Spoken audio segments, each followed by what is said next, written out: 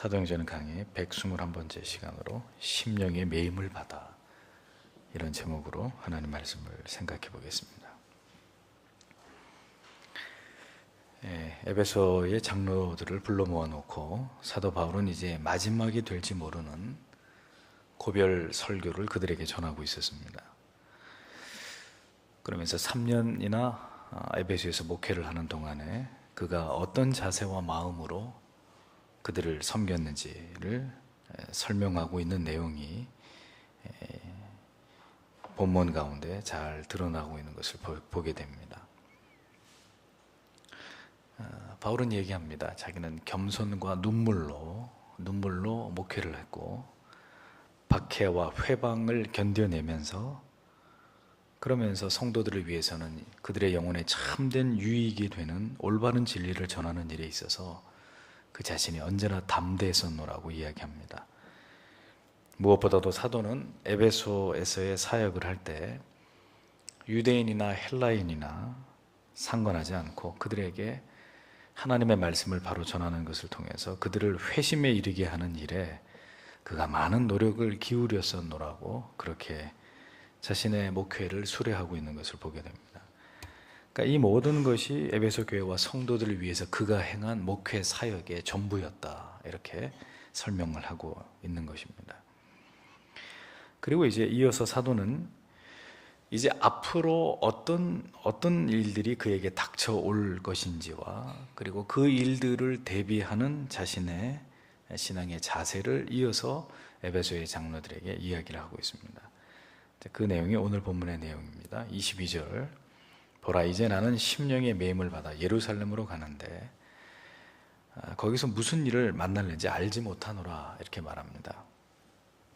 우리는 이 구절을 통해서 사도의 삶을 지탱하고 있는 것이 무엇이었는지를 보게 됩니다. 무엇이 그러하여금 사도가 된 이후에 그가 견뎌야 했을 그 수많은 시련과 핍박을 이길 수 있게 만들어 주었느냐, 그것을 바로 이 한 구절 속에서 발견하게 됩니다. 바울 사도는 말합니다. 이제 나는 심령의 매임을 받아, 이렇게 이야기를 하고 있습니다. 매임을 받았다. 헬라 원래의 이 매임을 받아라는 말의 의미는 이미 오래전부터 묶여 지금도 묶인 상태에 있는 이란 뜻입니다. 그가 사도의 삶을 살아가게 된 이유와 이제도 예루살렘으로 가지 않으면 안 되는 이유는 자신의 심령을 오래전에 누군가가 묶어버렸기 때문이라는 거예요. 사로잡아 버렸기 때문이라는 겁니다. 그가 누구죠?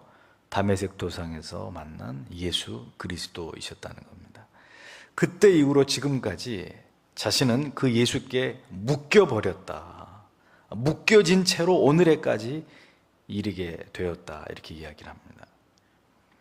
여러 번 말씀드렸습니다. 신앙이란 무엇이냐? 종교라는 말의 어원이 무엇이냐? 묶이다 라는 말이거든요. 묶이는 것입니다. 더욱 견고하게 시간이 지날수록 더 확실하게 이렇게 묶여버리는 것, 그게 신앙이라는 거예요. 예수를 믿는 성도는 예수 그리스도에게, 진리의 말씀에, 그 사랑과 그 은혜의 깨달음에, 그리고 그의 몸이 되시는 교회에 묶여버린 사람들이에요. 근데 와가지고 올가미를 확 씌워가지고 우리를 강제로 이렇게 포박시킨 게 아니라 우리가 자원해서 묶여버린 사람들, 자발적으로 우리를 묶어주십시오. 네? 우리는 당신 것입니다. 우리는 당신의 노예가 될 것입니다. 당신이 하라고 하는 대로 우리는 따를 것입니다 하고 자발적으로 묶인 사람들이란 말입니다.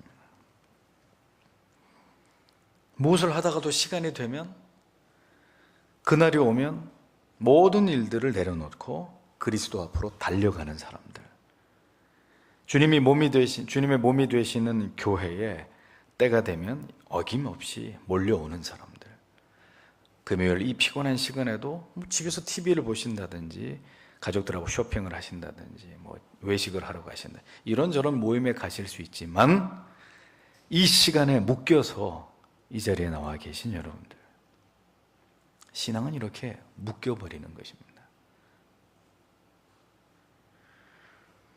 예수 그리스도에게, 진리의 말씀에, 교회에, 그리고 영광된 하나님을 향한 예배에 내 자신을 묶어버린 사람들, 그들이 바로 신자들입니다. 바울이 그렇게 얘기하고 있는 거예요. 나는 심령의 매임을 받은 사람이다. 사랑에 빠진 사람들은 자주 말씀드립니다. 표가 나기 마련이다. 이런 얘기를 여러 차례 말씀드렸습니다. 왜 그렇죠? 한 사람에게만 온통 집중하고 있기 때문입니다. 언제나 그 사람의 곁에 앉고 그 사람을 쳐다보는 눈빛이 남다릅니다. 그를 바라볼 때 입가에 자연스럽게 떠오르는 미소가 포착이 됩니다. 아, 저 아무개 형제가 아무개 자매를 사랑하는구나. 사람들은 가만히 유심히 지켜보면 그 사실을 금방 알 수 있습니다. 온통 한 대상에 집착하고 있으니 누가 보더라도 표가 나기 마련이겠죠. 사랑에 묶여버렸기 때문입니다. 한 사람에게 시체말로 꽂혀버렸기 때문이에요. 기분 좋은 구속입니다. 사랑은 이렇게 묶이는 것이잖아요. 어머니는 어린 아이에게 자기가 낳은 핏덩어리, 어린 아기에게 묶여버립니다. 할아버지는 자신을 쏙 빼닮은 손자에게 꼼짝없이 묶여버립니다.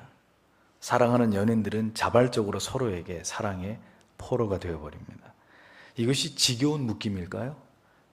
아유, 지긋지긋해. 지겨운 묶임일까요? 결코 그렇지 않습니다. 그게 지겨운 묶임이라면 거기에 묶여있는 사람들의 표정이 그렇게 행복해 보일 수 없겠죠. 행복을 주는 기분 좋은 구속입니다. 사랑은 영원히 한 사람에게만 갈망받고 싶은 멈출 수 없는 갈망이다. 어떤 철학자가 이런 멋있는 말을 했습니다.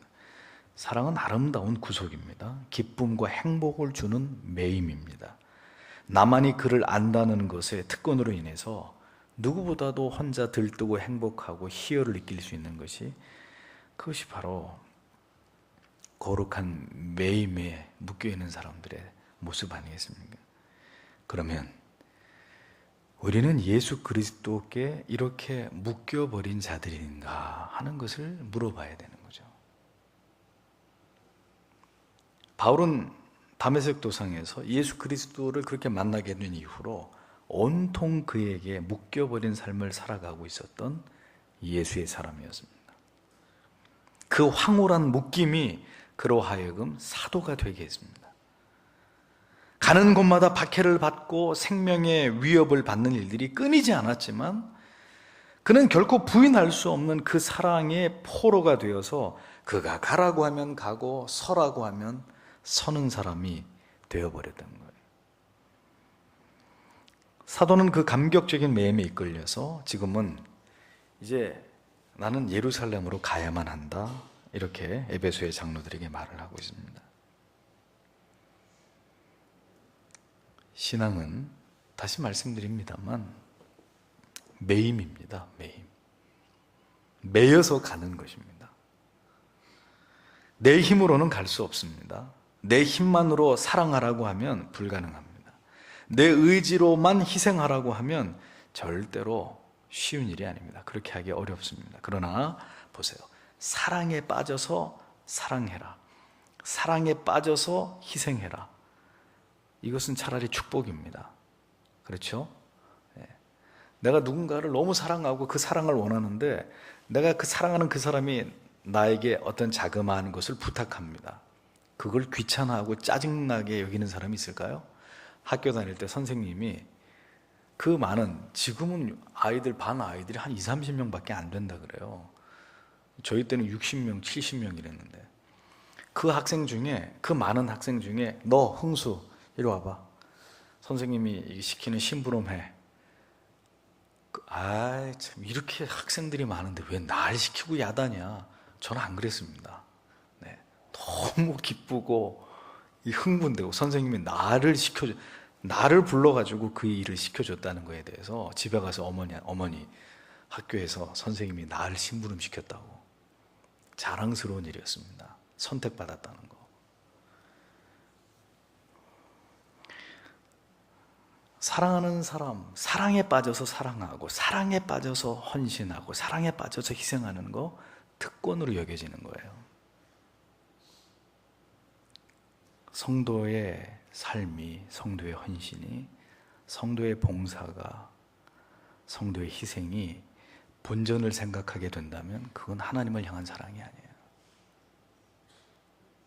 그걸 특권으로 생각하고 하나님이 나를 선택하셨구나, 그분이 나를 사랑하시는구나, 그분이 나를 원하시는구나, 내가 그분에게 이렇게 묶였다는 거, 그게 감사와 축복의 이유가 돼야 그게 신앙이지. 왜 또 하필 나야? 그거는 전혀 구속의 은혜가 뭔지, 그 사랑이 뭔지, 그분이 나를 위해서 흘리신 그 보혈의 진가가 뭔지를 전혀 이해하지 못하는 거죠.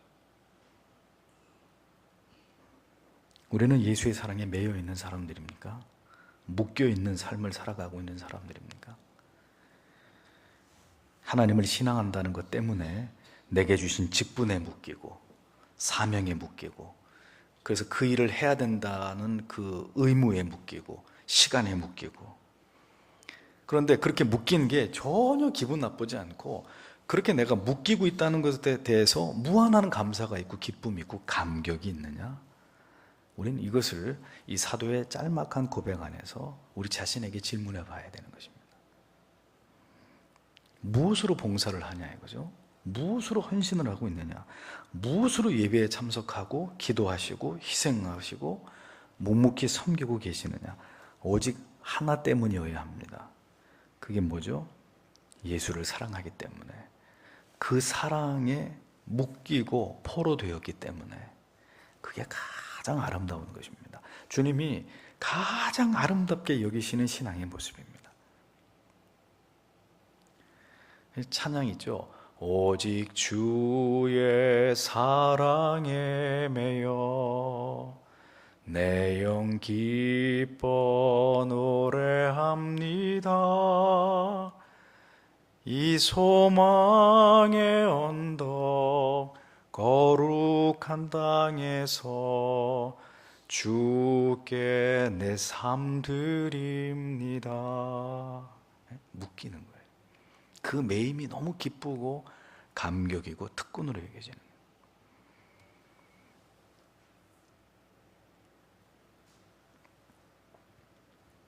사랑에 묶여서 하면 힘들지 않습니다.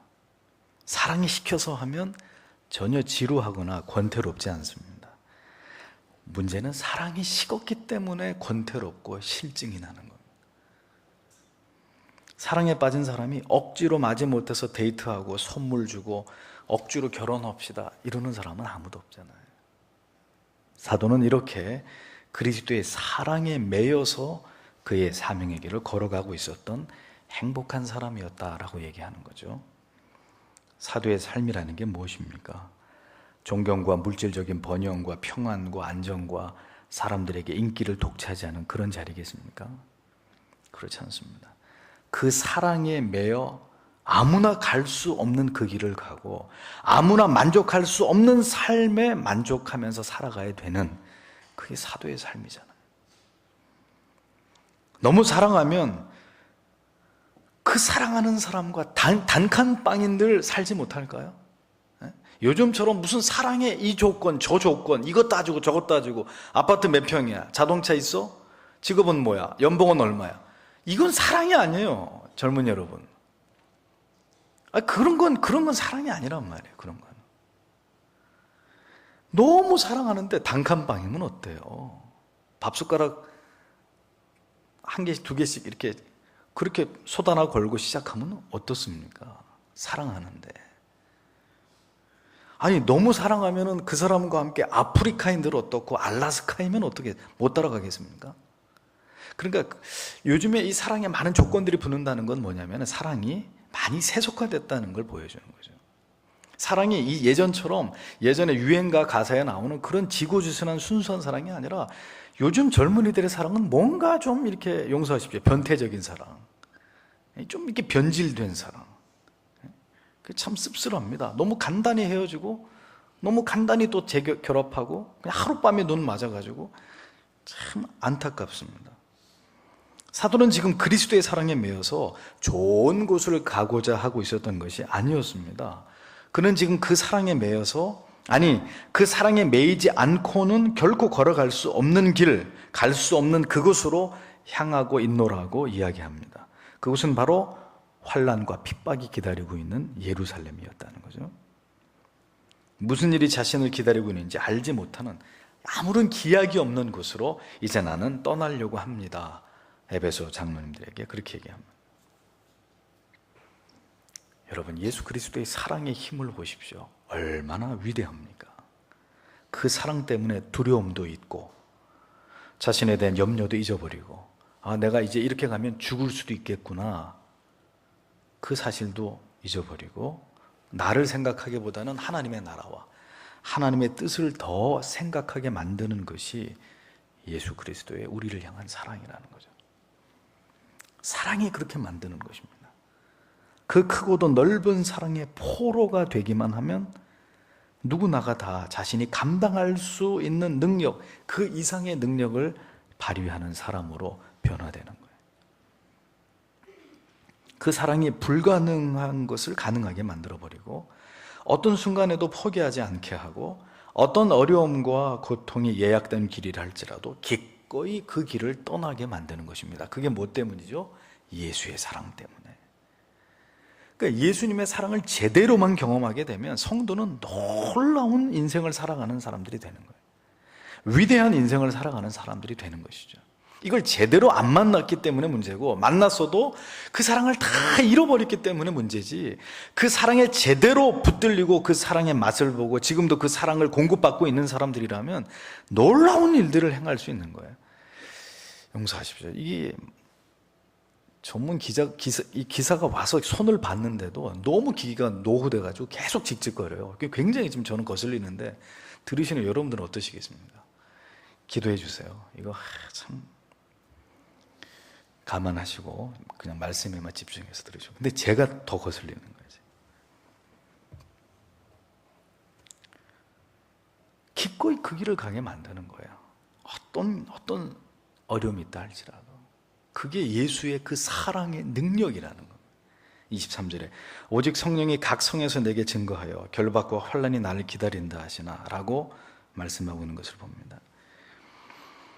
자, 예수 그리스도의 충만하신 사랑의 사도에게 감당하게 하는 그 길은 아주 행복하고 기쁨이 가득한 그런 길이 결코 아니었습니다. 결박과 환난이 나를 기다린다고 성령이 바울에게 얘기해 주는, 바울아, 이제 네가 가야 될 곳이 예루살렘인데 환난과 핍박이 너를 기다리고 있다, 이렇게 말씀하시는 거예요. 참 하나님 굉장히 직설적인 분이죠. 일단 가봐라, 내가 너와 함께 할 테니까 걱정할 필요 없다, 이렇게 두리뭉실 둘러서 말씀하는 게 아니라 사도에게 대놓고 말씀하십니다. 환난과 핍박이 너를 기다리고 있다. 그러나 너는 가야 한다. 오직 나를 의지하고. 사랑이 더할수록 그 사랑으로 감당해야 될 사명도, 그가 걸어가야 될 사명의 길도 남다르다는 것을 잊지 마십시오. 남다른 사랑을 하나님께서 여러분들에게 베풀어 주셨다면 거기에는 하나님께서 남다른 사명의 길을, 남다른 고난의 길을 걸어가기를 여러분들에게 기대하고 계신다는 것도 거기에 포함되는 거예요. 그러니까 전에도 말씀드렸잖아요. 하나님 특별히 나를 사랑해 주세요. 하나님 다른 사람 말고 우리 교회 성도들 전체 가운데 저를 더 특별히 사랑해 주세요. 혹시 그런 기도 드려보신 적 있나요? 하나님 사랑을 독차지하고 싶습니다. 좋습니다. 자, 그런 기도 열심히 들으셨으면 한 가지 더 기도하세요. 그러면 나에게도 특별한 길을, 특별한 고난을 주실 터인데 그것도 감당하게 해주십시오. 이렇게 기도하셔야 돼요. 뒤에 기도는 빼버리고 하나님의 사랑을 독차지하겠습니다, 이 기도만 계속 하다간 날벼락을 맞을 수가 있어요. 그게 뭐냐면은 혹독한 고난으로 하나님이 여러분들을 이끌어 가실 수 있어요. 듬뿍 사랑해 주셔놓고 그 다음에 엄청나게 어렵고 힘든 길로 여러분들 끌고 갈 수 있습니다. 그러니까 뒤에 기도를 생략해버리면, 아니 이게 웬일이야, 아니 주님 사랑해 달라 그랬지 그 사랑 끝에 나에게 이렇게 고통의 길로 나를 이끌어 달라고는 나는 기도한 적이 없어요. 그건 우리 마음이고요. 하나님은 그렇게 특별하게 사랑해 준 사람에게는 남이 갈 수 없는 특별한 사명의 길, 특별한 고난의 길로 하나님은 그를 끌고 가세요. 그것을 통해 하나님 자기 영광을 거두시려고. 사랑에는 책임이 있다는 것입니다. 그냥 사랑만 받고 입을 싹 닫겠습니다. 그냥 축복만 받고 하나님이 나에게 원하시는 것은 그건 저는 모릅니다. 그런 법칙은 없습니다. 절대로 그런 법칙은 성경 안에, 진리 안에 없어요. 특별한 사랑을 받은 사람이 특별한 삶을 살아드리는 것입니다. 받은 사랑과 체험한 은혜에 비례해서 우리가 감당해야 될 고난과 사명의 그릇이 결정되어 버리는 것입니다.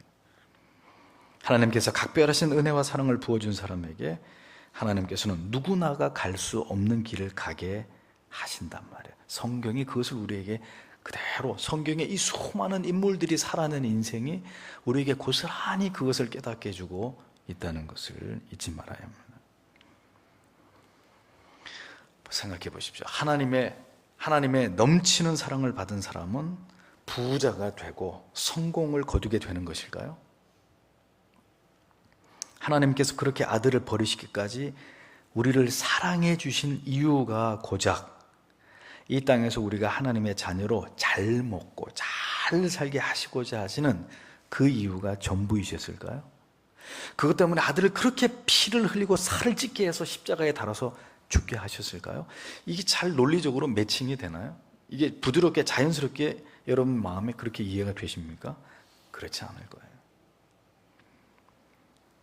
하나님의 영광을 위해서 하나님이 기뻐하시는 뜻을 이루어가고 사명을 감당하는 삶을 살아가기 위해서 하나님이 그런 혹독한 대가를 지불하시면서 우리를 구원하신 것이지, 그렇게 구원하신 이유가 잘 먹고 잘 살고 아들 낳고 딸 낳고 자손 만들어 세상에서 편안하게 잘 살다가 오너라, 그게 너희의 사명이다, 그런 하나님이 아니에요. 진리는 그렇게 우리에게 하나님의 뜻을 설명하고 있지 않다는 겁니다.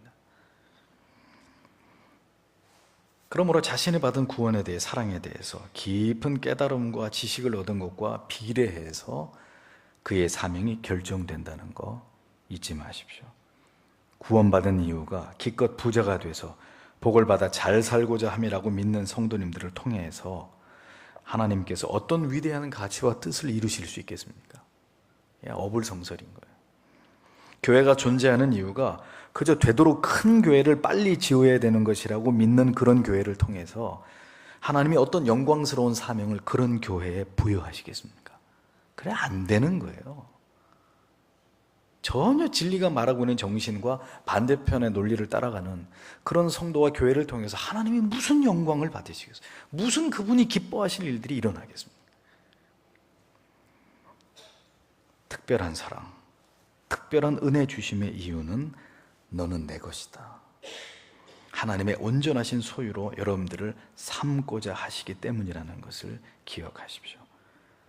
여기 서 있는 저처럼 두 번째 생을 살아가는 사람들, 죽다가 살아난 사람들, 그렇게 나의 생명을 연장시켜 주신 특별하신 이유를 알 때 결국은 온전히 내가 주를 위해서 헌신하는 삶을 살겠습니다, 이렇게 되었듯이 무엇 때문에 나 같은 죄인을 주께서 구원해 주시는지를 생생하게 깨달은 사람, 추상적 구원과 관념적 내세에만 길들여진 신자가 아니라 오늘 이미정 집사님 기도한 대로 그리스도의 십자가가 관통하고 지나간 그런 성도들을 통해서 하나님께서는 오늘도 하나님의 계획과 하나님의 뜻을 이루시는 일에 하나님이 우리를 불러서 고난의 길로 그 길을 가게 하심으로 그 하나님의 모든 뜻을 이루어 가시는 분이 하나님이시라는 거예요. 많은 사랑을 주었으니 나를 위해 이 길을 마다하지 않고 걸어가기를 기대하시는 분이 하나님이십니다. 내 사랑을 네가 온전히 받지 않았느냐? 그러면 사명의 길을 가거라. 하나님은 오늘도 우리에게 그렇게 말씀하시는 것입니다. 그 사랑의 감격으로 주께서 원하시는 삶을 자발적으로 살아가게 하시는 분이 바로 하나님이십니다. 이것이 우리에게 특별한 사랑과 은혜를 베푸시는 하나님의 궁극의 뜻이라는 거죠. 죽을 병에서 살려주고 다시 건강을 회복시켜주고 사업을 다시 이렇게 세워주시고 다시 깨어진 것을 화목하게 해주시고 다시 모든 것들을 복구시켜 주셨는데 우리가 여전히 나 자신만을 위해서 살고자 하실 때 하나님의 마음이 어떠시겠어요? 그게 까닭 없이 그렇게 잘 된 게 아니거든요. 이유 없이 내가 다시 살아난 게 아니거든요. 회복된 게 아니란 말이에요. 하나님이 괜히 그렇게 해주신 게 아니거든요. 뭔가 하나님의 뜻이 있었기 때문에 우리에게 그런 은총들을 베풀어 주셨어요. 그분이 우리에게 기대하는 게 있기 때문에. 근데 그 기대를 깡그리 무너뜨려 버리고 다시 예전의 삶으로 돌아가 버린다. 하나님의 모든 기대가 거두어지는 것입니다. 특별한 은총을 주심은 그 이후에 우리의 삶이 하나님을 향해 특별히 헌신되기를 기대하시기 때문이라는 것을 잊어버리지 마세요. 거저 베풀어 주시는 은혜는 없습니다. 그 은혜에 대해서 하나님이 여러분들에게 바라시는 게 있다는 것을 기억하셔야 돼요. 그래서 하나님을 실망시켜드리면 안 되는 거죠. 특별한 은혜를 받으셨음에도 지금 평범하게 살아가고 계시는 분들이 계십니까? 그 길은, 그렇게 살아가는 삶은 하나님께서 여러분들에게 기대하신 삶이 아니었다는 것을 기억하시고 보다 열렬하게 사셔야 돼요. 내가 과거에 받았던 그 은혜, 그 감격, 그 사랑 기억하시면서 이렇게 살면 안 되지. 이렇게 살면 배은망덕한 삶이지. 이렇게 사는 건 내가 짐승같이 사는 거지. 이렇게 생각하고 그 주신 은혜와 깨달음과 사랑 앞에 보다 더 열렬하게 특별하게 살기 위해 애쓰고 수고하는 것이 마땅하다는 것입니다. 주를 위한 삶으로 온전한 헌신의 삶, 고난에 예약된 그 영광스러운 사명의 삶으로 돌이켜야 되는 것입니다.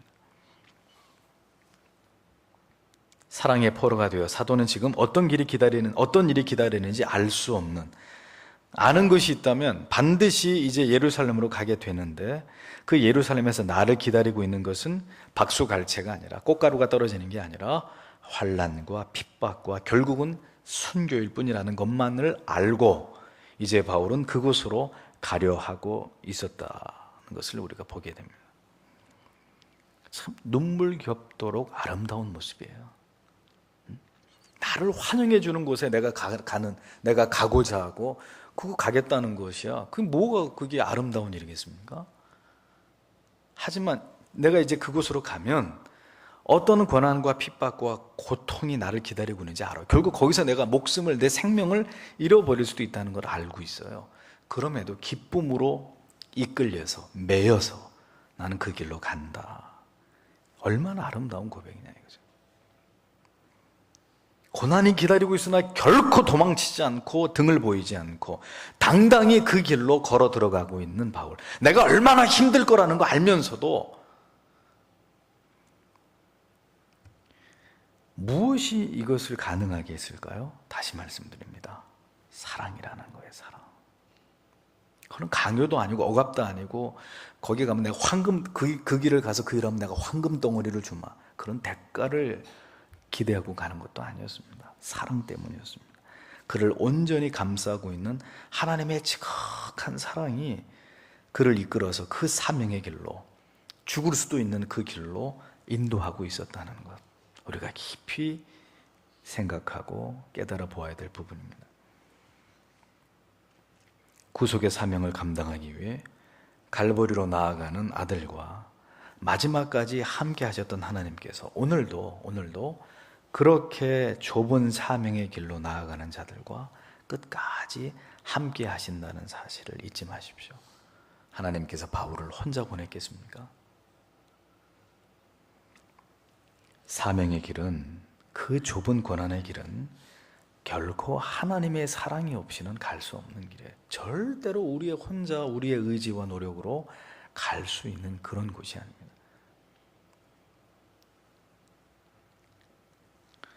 인간의 생각과 의지와 노력과 결단만으로 어디까지는 갈 수 있는데 그 이상은 결코 갈 수 없어요.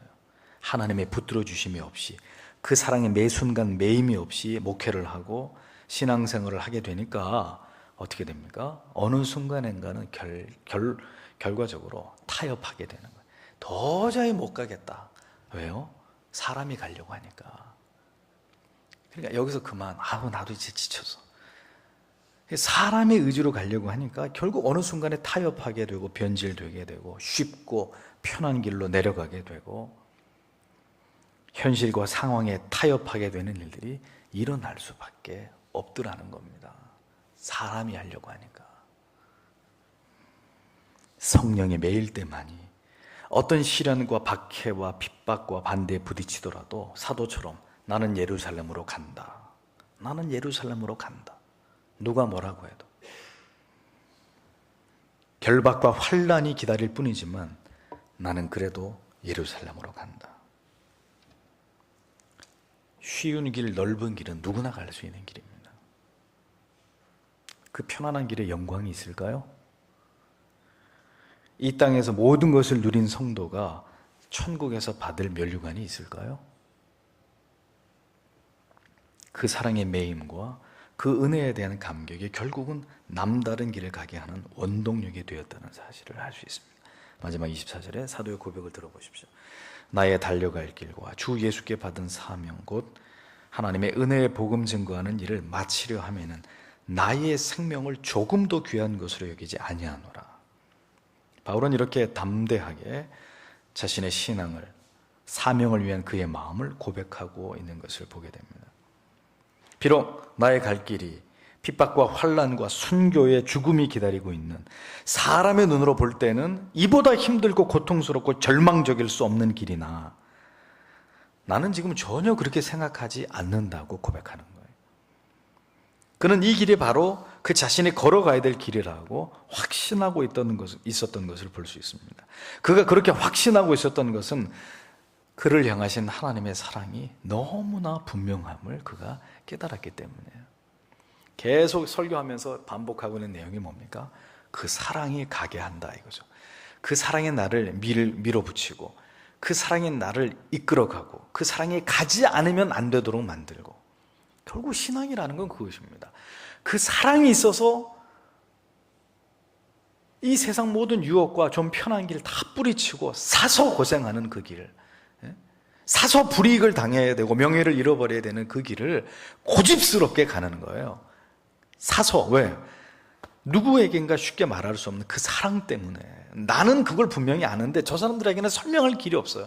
그러니까 설명하는 거 포기하고 누가 뭐라고 하든지 너 우리를 배신해서 넌 아주 나쁜 놈이야 그러든지 말든지 그냥 그 길을 후직하게 바보처럼 50년, 60년, 70년 한평생을 그 길을 걸어가는 거예요.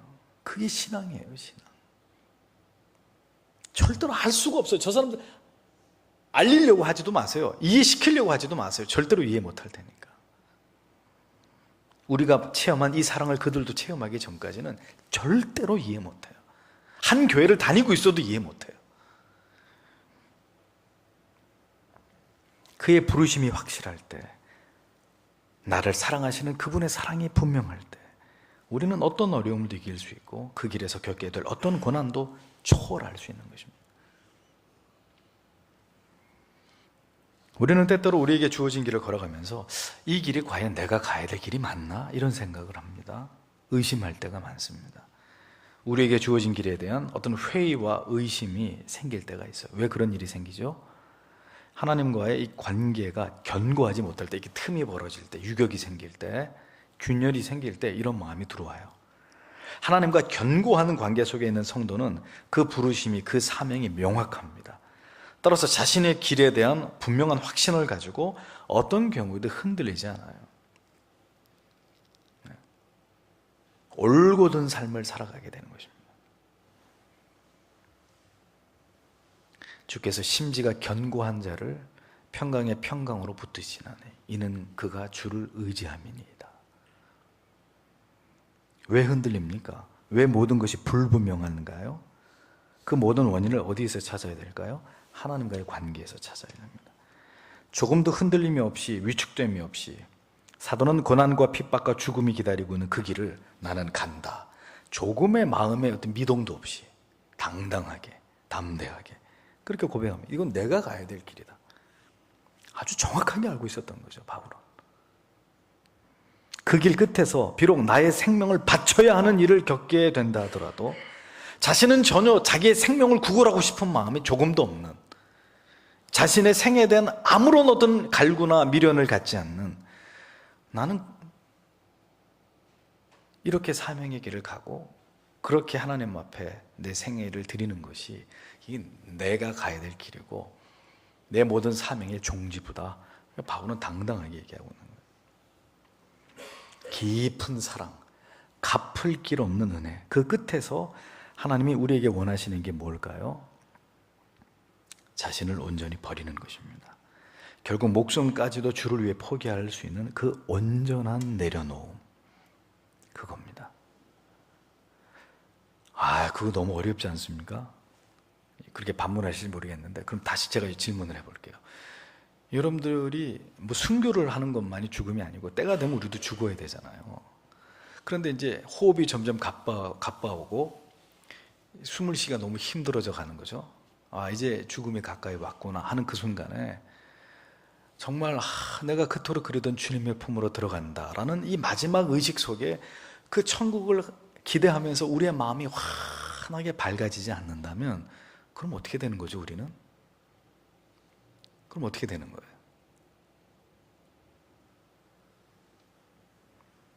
그러니까 그렇게 되는 사람은 결국 그의 인생의 궁극의 목표가 천국이고, 주를 위해서 이렇게 내 생명을 떠나고 내 생명을 놓아버리고, 물론 하나님이 거두시는 거기 때문에 놓는 거지만, 이렇게 죽는 게 전혀 두렵지 않은 그런 상황이 되려면 주를 위해서 모든 것을 내려놓은 단계가 되지 않고서야 죽음 앞에서 모든 것들을 내려놓고 이제 주님의 품에 안긴다는 단 하나의 이유만으로 그렇게 기뻐하고 감격하고, 가족들은 막 눈물을 흘리지만 이제 말은 더 이상 나오지 않아도 얘들아 울지 마라, 왜 우니?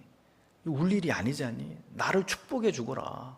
나를 위해서 찬송해, 나의 마지막을 찬송으로 환송을 해다오. 그리고 죽어가는 사람은 너무 기쁘고 감사하면서 죽는 거죠. 떠나보내는 가족들은 눈물을 흘리는데 그게 성도의 죽음이잖아요. 죽음.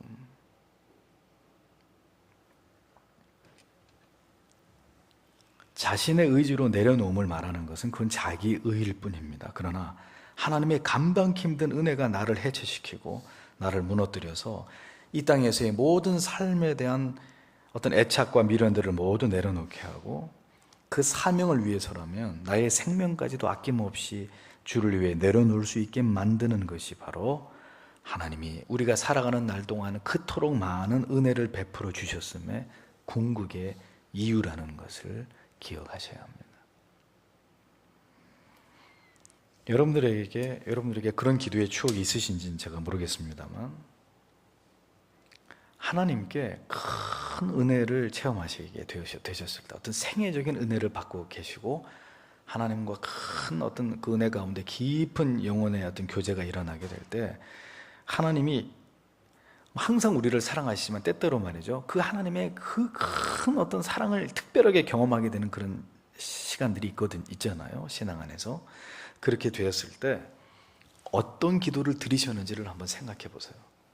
그렇게 하나님과 특별한 그 교제 속에서 그냥 감당하기 힘든 그 사랑과 은혜를 만끽하고 있었을 때 우리 입에서 어떤 기도가 나왔었죠? 하나님, 지금 너무 행복합니다. 너무 감사합니다. 지금처럼만 저를 사랑해 주세요. 더 바랄 게 없겠습니다. 저는 지금 죽어도 영원히 없겠습니다. 이런 고백들이었나요? 제 경우는 아니었어요. 아니었고, 제가 그 특별한 순간들 속에서 목이 메이도록 가슴을 치면서 기도했던 기도 제목 딱 하나였습니다. 딱 하나였는데 그게 뭐냐? 하나님, 이 한 목숨 바쳐서 하나님 나라를 위해서, 진리를 위해서 기꺼이 하나님 내 생명 드리겠습니다. 주님의 교회가, 이 땅의 교회들이 거룩해질 수만 있다면, 모든 성도님들이 회심의 은혜를 경험할 수만 있다면, 이 땅에 거룩한 부흥의 계절이 다시 도래할 수만 있다면 기꺼이 내 생명 단 하루도 더 미련 두지 않고 아낌없이 당신에게 다 바칠 것입니다. 아마 제 기억에 한동안 이 기도만 했던 것 같아요. 다른 기도는 할 수가 없었어요. 전혀 저를 고려하지 말아 주십시오. 하나님, 제 이 버러지 같은 인생, 앞으로 내 남은 인생의 연수가 몇 날 며칠이 될지 알 수 없지만 그런 가치를 위해서 하나님, 내가 너를, 네 생명을 내가 희생해야 되겠다 하실 때 주저하지 말고 그렇게 하십시오. 이것은 내가 생각할 때 내가 할 수 있는 기도의 제목이 아니었던 것 같아요. 그 하나님의 사랑에 온전히 이렇게 붙들리고 하나님의 생생한 임재 가운데 있을 때 내가 할 수 있는 기도라고는 그게 유일했고 그게 전부였습니다. 전혀 내 생명이, 이 생에 대한 어떤 집착과 미련이 전혀 나를 어떻게 하지 못하고 그냥 내 생명을 다 들여서라도 그 하나님이 기뻐하시는 일이 이루어질 수만 있다면 기꺼이 하나님 그렇게 해주십시오. 그렇게 기도했던 기억이 생생합니다. 은혜가 떨어지면 불평도 나오고 불만도 나오고 하나님 힘듭니다. 이런 기도도 합니다. 목사지만 부끄럽게도. 근데 때때로 하나님이 충만한 은혜 가운데 내 영혼을 붙드시고 그 깊은 사랑의 나를 푹 담그실 때는 지금도 때때로 그런 기도가 나오는 거예요. 여러분들에게 분명하게 말씀드릴 수 있습니다. 그 모든 은혜와 사랑을 베푸심의 궁극의 하나님의 뜻은 아들처럼 하나님의 나라를 위해서 이렇게 자신의 모든 것을 기꺼이 하나님께 드려서 하나님의 뜻이 이 땅 가운데 이루어지게 하는 일에 헌신하게 만드시는 것이 하나님의 뜻이라는 사실을 말합니다. 하나님의 아들을 그렇게 하셨던 것처럼 우리도 그 아들을 닮아서 하나님의 뜻이 온전히 이루어지는 일에 구원받은 우리의 생애 전체를 주께 드려서 그 일에 사용하기를 원하시는 것이 하나님의 명백한 뜻이라는, 그 일에 온전히 헌신하는 자에게 하나님의 건강도, 물질도, 자녀의 복도, 우리가 그렇게 원하는 것이 덤으로 이렇게 주어지는 것이지 그것이 궁극의 목표는 아니란 말이에요. 결국 우리가 도달해야 될 신앙의 목표가 뭐죠? 로마서 14장 8절, 우리가 살아도 주를 위하여 살고 죽어도 주를 위하여 죽나니 그러므로 사나 죽으나 우리가 주의 것이로다. 빌립보서 1장 21절, 이는 내가 사는 것이 그리스도니 죽는 것도 유익함이라. 이게 우리가 도달해야 될 신앙의 가장 궁극의 끝입니다. 죽어도 좋습니다. 주를 위해서라면. 여기까지. 한 번은 죽잖아요. 안 죽으십니까? 한 번은 죽어요. 그 죽음이 하나님께 어떻게 영광이 될지를 고민하고 살아가고 계십니까?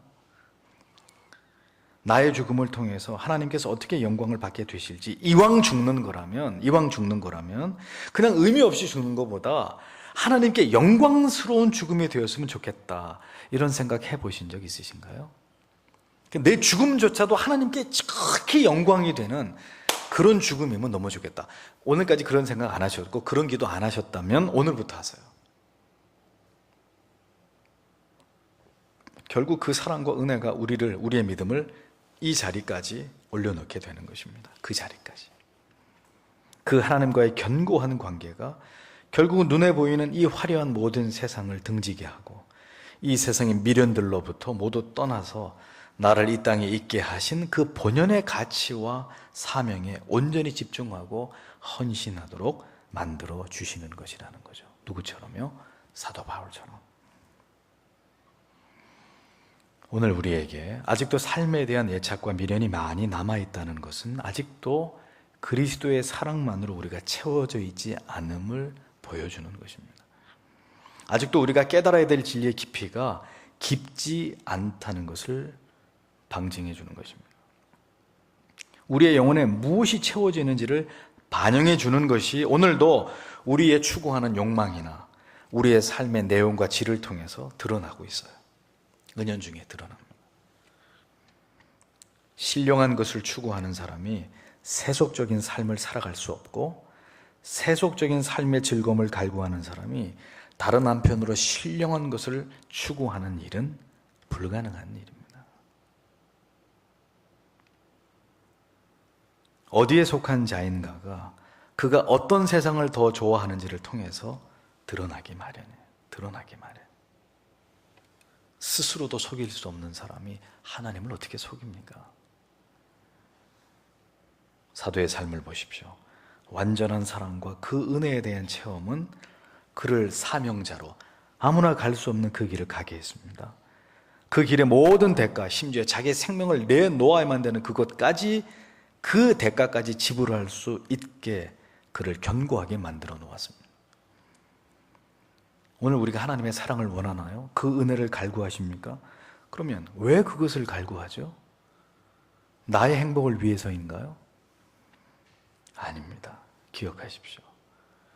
하나님의 크신 사랑과 은혜는 그 사랑과 그 특별한 은혜를 받아서 사도처럼 하나님을 위해, 복음을 위해, 교회를 위해 특별한 삶을 살아드리기 위한 귀한 각오가 되어 있는 자에게 오늘도 하나님의 그 사랑과 은혜가 부어집니다. 물 붓듯이 하나님의 그런 자에게 부어주십니다. 그런 마음도 없고 뜻도 없으면서 하나님의 사랑은 특별한 남다른 사랑을 원하는 것은 잊지 마세요. 욕심입니다. 그건 여러분들의 욕심이에요. 그건 탐욕이에요. 하나님 그런 기도에 응답하시지 않아요. 신앙은 그런 게 아닙니다. 진리는 그런 정도의 가치를 보여주는 것이 결코 아닙니다. 사도의 고백 속에서 성도가 도달하고 지향해야 될 궁극의 삶, 궁극의 사명, 우리가 품어야 될 궁극의 마음이 무엇인지를 깊이 깨달으시는 은혜가 여러분 모두에게 있게 되시기를 바랍니다. 오늘 이 말씀은 특별한 사명을 받은 사도에게나 목사 같은 사람에게나 해당되는 말씀이 결코 아니에요. 하나님의 크신 사랑, 예수 그리스도의 놀라운 은혜를 갈구하고 갈망하는 모든 자들에게 하나님께서 바라시는 뜻이라는 사실을 기억하십시오. 그 믿음을 향해서, 그 아름다운 삶을 향해서 오늘도 주님과 함께 더불어 그 사랑에 매여서 그 길을 걸어가시는 여러분들이 다 되시기를 주님의 이름으로 축복합니다. 주신 말씀을 생각하면서 하나님 앞에 간절히 기도하고 돌아가시기 바랍니다. 기도하겠습니다.